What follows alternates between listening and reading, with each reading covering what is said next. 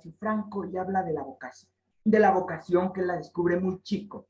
Eh, pero bueno, usted lo cuenta y puede ser algo fácil, pero no siempre lo es. O sea, no me imagino que haya sido tan fácil de un día decidió y empezó a trabajar, le echó muchas ganas y logró llegar a ser el maestro Horacio Franco que hoy es, ¿no? ¿Cuáles fueron estos momentos difíciles de esta carrera que era inexistente que usted consagró en nuestro país?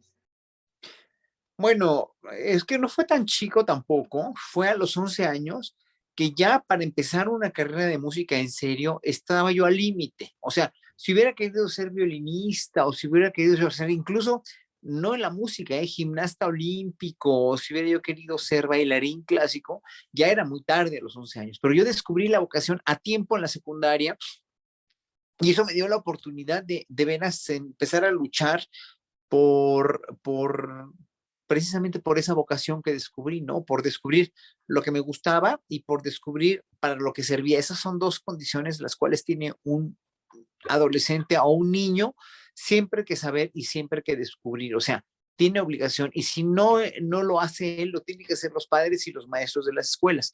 Entonces yo descubrí mi verdadera vocación, que son esas dos cosas que mencioné, cuáles son mis facultades genéticas y cuáles, qué era lo que me gustaba.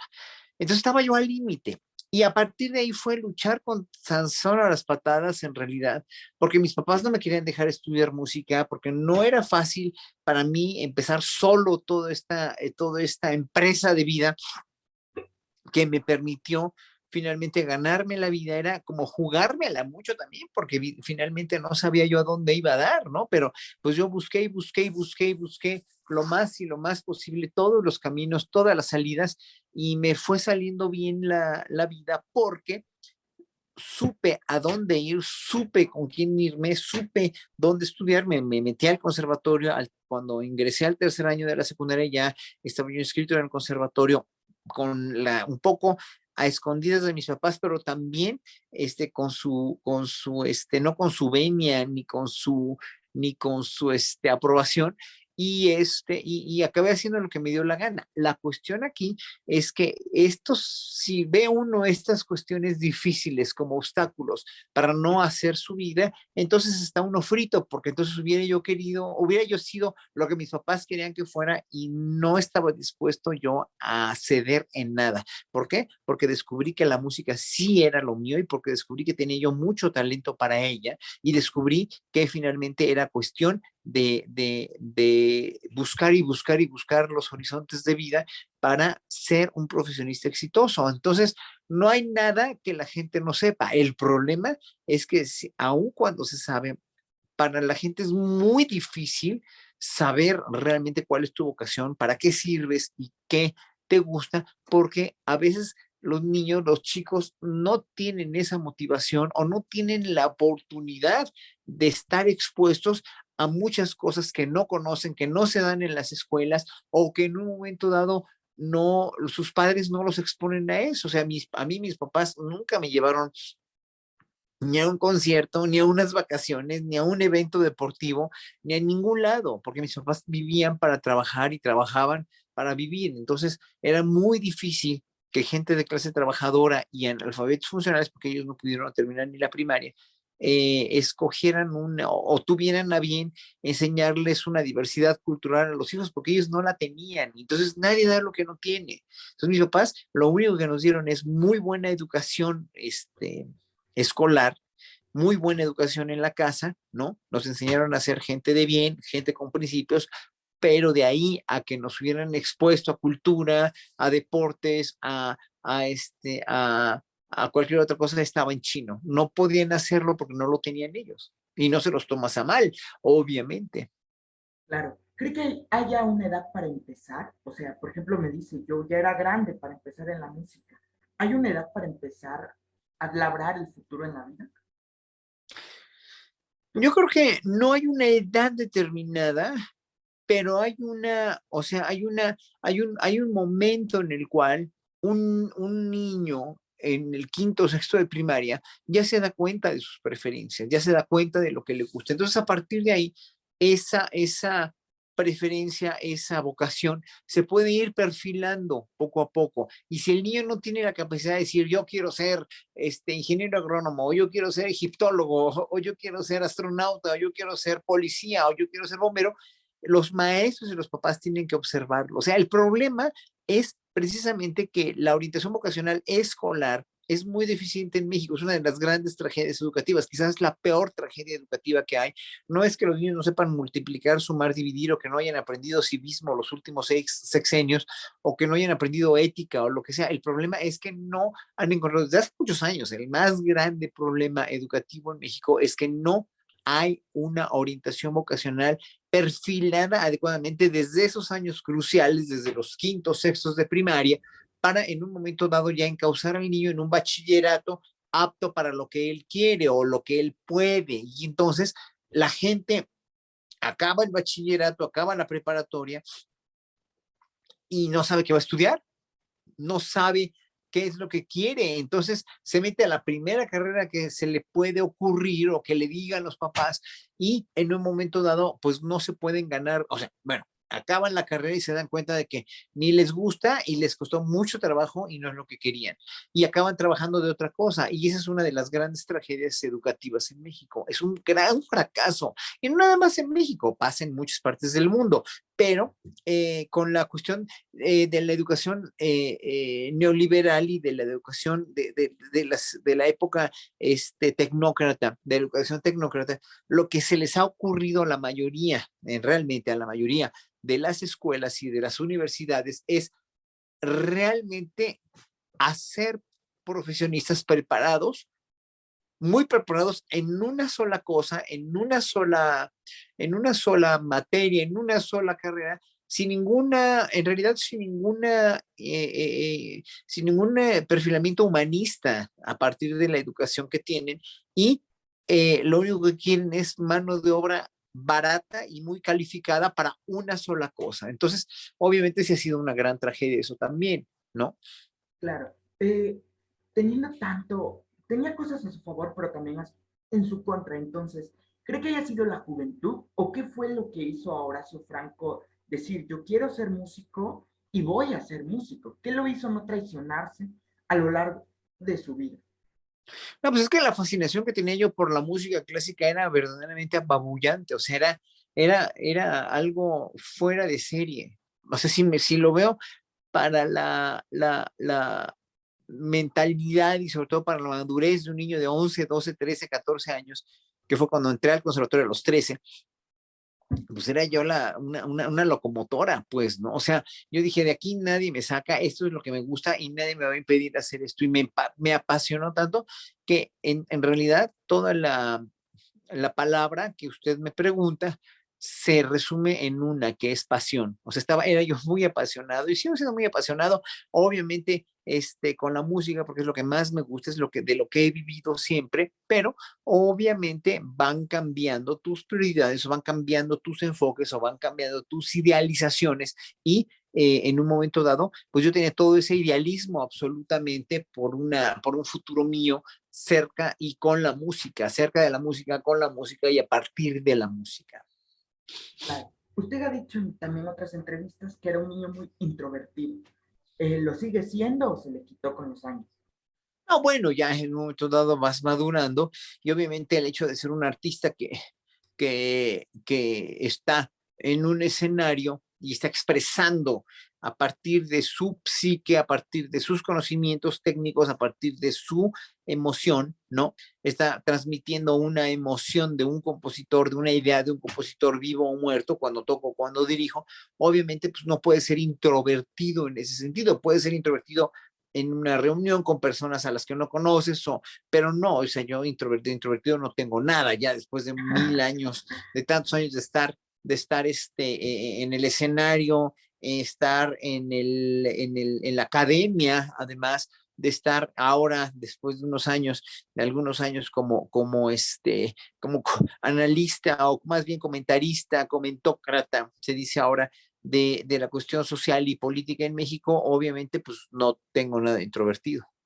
Claro. En 1974 entra a la primaria y escucha por primera vez una flauta. ¿Qué No, sintió? a la secundaria. Bueno, a la secundaria. ¿Recuerda qué sintió cuando escuchó o tuvo en sus manos por primera vez esta flauta? No, bueno, yo antes de la clase, de la primera clase de música, tuve una flauta que me compraron mis papás como útil escolar cuando uno va a la papelería y compra el cuaderno, lápiz, la regla, el transportador, el compás, la escuadra, etcétera, etcétera, pues compré mi flauta. Pero en ese momento, cuando yo tuve la flauta, la saqué del estuche, me acuerdo perfectamente, y empecé a como que a soplar y a tocar. Le dije, ay, qué fácil. Bueno, empecé a sacar melodías de oído, así de veras, como si hubiera tenido una flauta en mis manos siempre, realmente, ¿no? Y ya dije, bueno, pues qué padre. Ya después cuando entré a la clase de música que nos dieron unos días después, o tal vez no me acuerdo cuántos días después de la primera clase de música, dije, bueno, qué horror, porque no, obviamente los rudimentos que se dan en la secundaria son terribles y todo el mundo odiaba la flauta. Yo no la odié porque yo sabía que pues, a mí me importaba un comino cómo tocaran los demás. Yo realmente empecé a tocar solito, así, me empecé a inducir solito y ya, o sea, yo no,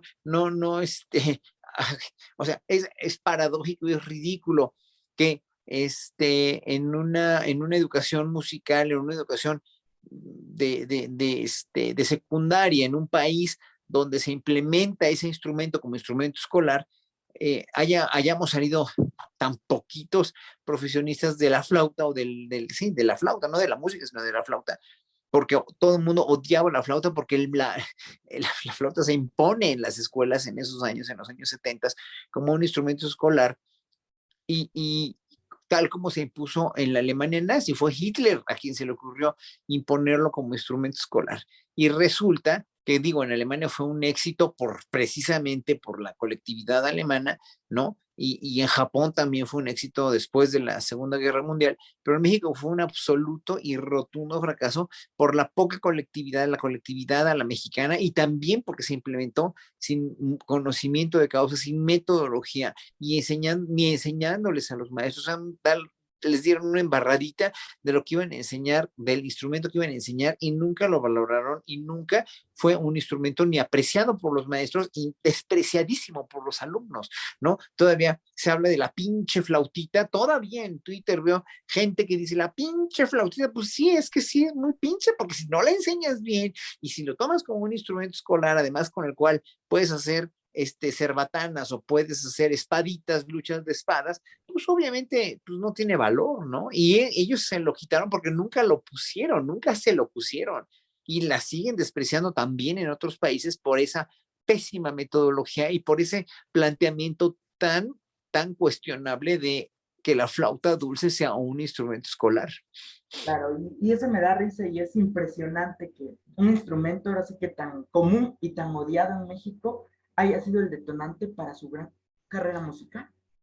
Bueno, pues fue también de muchos profesionistas de otras partes del mundo, pero pues sí, es un instrumento que en realidad tiene muchas dificultades para vivir como de él, porque tiene un repertorio muy limitado, no puede entrar dentro de una orquesta, no es un instrumento el cual entra dentro de la orquesta sinfónica, ni tampoco dentro de las orquestas barrocas especiales, o sea, no es como el violín, no es como la viola, como el cello, o incluso los oboes tienen mucho más cabida en una orquesta barroca, la flauta dulce no. Entonces, obviamente, pues ahí tenemos una gran limitante, ¿no? Entonces, por eso, si es un instrumento barroco, si es un instrumento renacentista, si es un instrumento medieval, pero tienes que estar buscando repertorio que sea adecuado y buscando buen repertorio, también contemporáneo, también tradicional, también si quieres incursionar en el jazz, en el rock, en el pop, en lo que sea, pero no hay un repertorio de la flauta que sea un repertorio que te garantice, dijéramos, que vas a poder vivir explotando el repertorio de la flauta dulce original, como lo hay en el piano, en el violín, en la ópera, cualquier tesitura en la ópera, o de cualquier tesitura de cantantes, o como hay en el mismo órgano, etcétera, etcétera. ¿Qué es lo más demandante de tocar flauta? Porque bueno, lo hemos visto en sus conciertos y es, no sé qué es más demandante, si los pulmones o los dedos, pero bueno, es mágico eso, cómo se ve. La lengua también, o sea, a ver, son tres elementos técnicos que tiene uno que tener en cualquier instrumento de aliento. El primero es la respiración, obviamente, porque es el instrumento de aliento, ¿no? Es la producción del sonido. Y a partir de ahí, la boquilla o la embocadura, cuando se pone los labios en un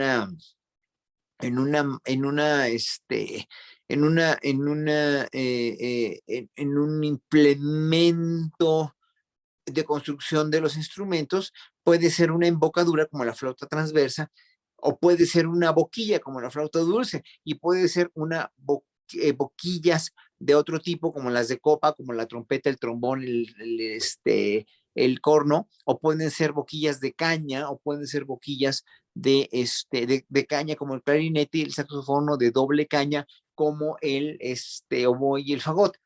Pero lo principal es obviamente tener aire para eso, ¿no? El aliento, que es la respiración, ¿no? Luego tienes la lengua, que es muy importante porque es precisamente la manera de pronunciar los sonidos a partir de movimientos de la lengua que te garantizan una pronunciación correcta de los sonidos. Eso es muy importante.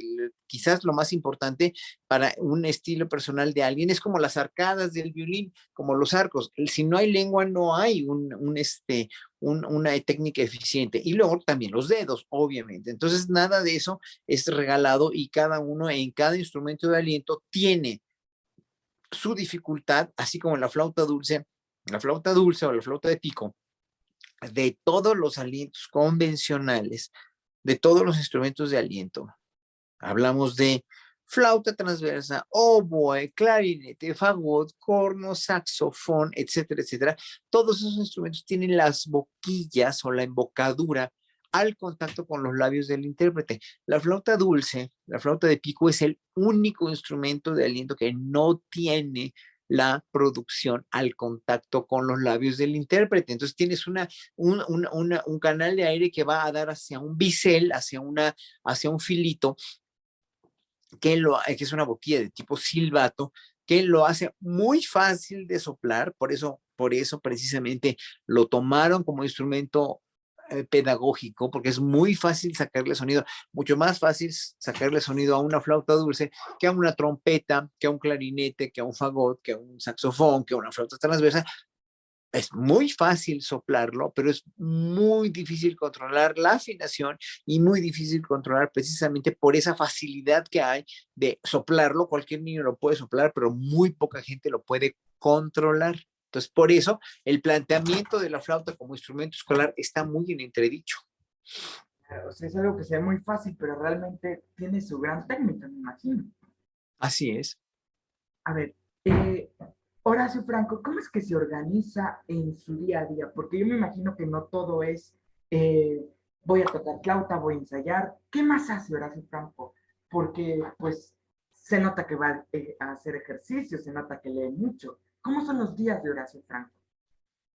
La cuestión es que no hay día en el que no me levante a estudiar todos los días flauta, o sea, porque es lo que me da de comer, Sí, ¿no? Ahora en la pandemia me ha dado muchísimo menos de comer, por eso estoy también dedicándome a otras cosas, pero no dejo de estudiar porque la flauta es como, la música es como el motor de mi vida, y no porque haya pandemia y no porque no haya conciertos voy a dejar de estudiar. Entonces, esa es una cosa, pero para poder estudiar, para poder estar en forma, tengo que tener salud física y salud mental. Entonces, para mí es muy importante, muy, muy importante, siempre, aparte de estudiar, también hacer ejercicio, como usted bien dice, ¿no? Entonces, es muy importante dedicarle una hora diaria, hora y media al gimnasio. Voy 5 o 6 veces por semana, 5 normalmente, pero también de cuidar mucho mi salud, y eso implica también mucho tiempo de estar planeando comidas y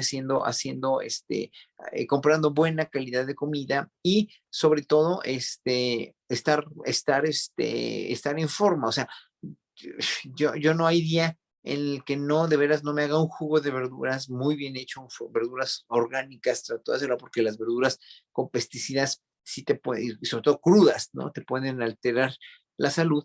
Entonces yo me cuido mucho porque tengo una herencia genética que no es muy afortunada por enfermedades de mis papás y de mis hermanos, que prefiero finalmente yo tratar de evitarlas, pues, ¿no? Y cómo puedes evitar y cómo puedes tener una longevidad con mayor salud, cómo puedes tener una vida más saludable sin pagar facturas, pues es comiendo bien, ¿no? Entonces, para mí el comer es fundamental y el conocer de nutrición es esencial y es absolutamente indispensable, ¿no? Y conocer del cuidado de salud también y conocer todo eso. Entonces, eso me lleva un tiempo también, o sea, cuidarte también te necesitas tiempo y estar en tu casa y tener tu casa bien y lavar los trastes y hacer de comer bien, etcétera, pues lleva tiempo también, ¿no? Entonces, y luego, como vuelvo a decir, todos los comentarios, las entrevistas que me hacen, los comentarios que hago en programas como Astillero o el de Vicente Serrano, o a veces cuando me invita, que ya no me han invitado, Ernesto Ledesma a hacer Rompeviento TV o donde me inviten a hacer entrevistas, mis colaboraciones eventuales con El Soberano, etcétera, etcétera, pues me exigen tiempo y me exigen también estar informado, o sea, porque si vas a comentar sobre la actualidad del país, sería ridículo que no conocieras las circunstancias políticas e históricas y sociales de tu país. Entonces, me tengo que abocar también a estudiar, a oír todos los días la mañanera, los noticieros, etcétera, etcétera, y sacar o tener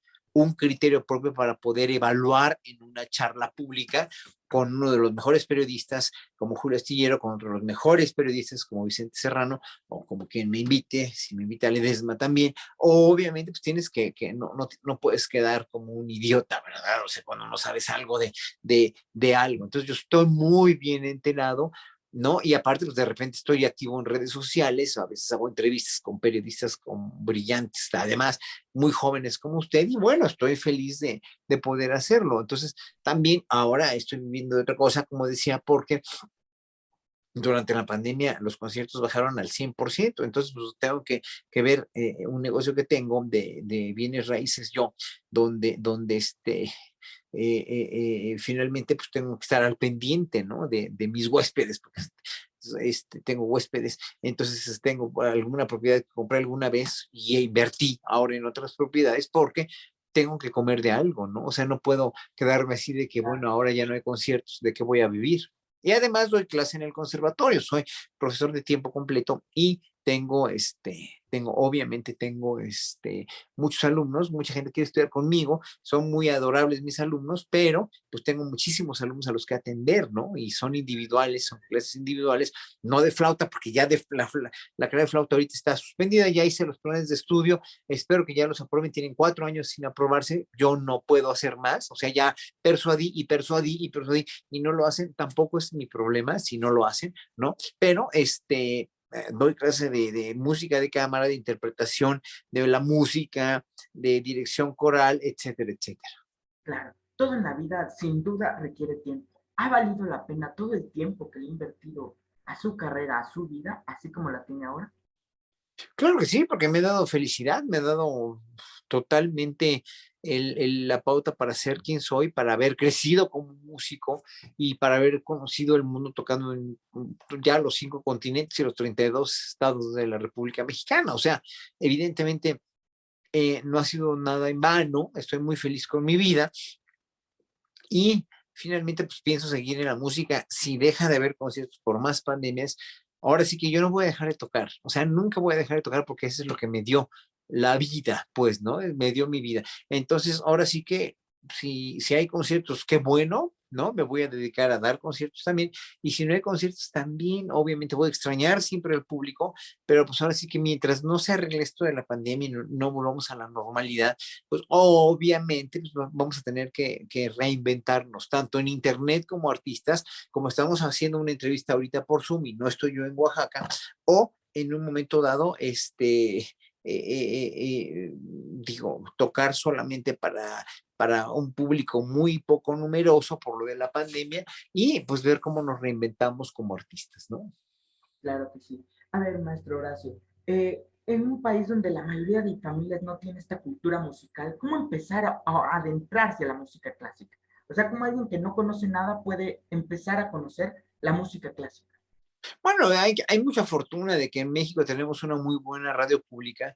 También en Oaxaca hay las radios de las universidades, etcétera, etcétera. Son buenas redes públicas y a partir de ahí ya puedes ingresar y hoy más que nunca con el YouTube y con el Spotify, pues ya puedes conocer la música clásica más de cerca, ya no necesitas estar expuesto en un concierto, pero si vas al concierto también está maravillosamente bien. Pero hoy por hoy, estaciones de radio pública, como aquí en la Ciudad de México, y existían también en los 70s y en los 80s, en los 90s y desde antes, estaciones muy buenas como XLA, como Radio UNAM, etcétera, etcétera. Entonces tenías muchas oportunidades y aparte, antes era, en ese sentido, yo me hice de una discoteca, ¿no? Porque compraba yo discos de LPs, ¿no? De los de acetato, en los años 70, donde el dueño de los ahorreras de Walmart ahora, bueno, ahorrera era antes, que era Manuel Arango. Don Manuel Arango era una gente muy culta y le gustaba mucho difundir la cultura. Entonces ellos vendían en los ahorreras,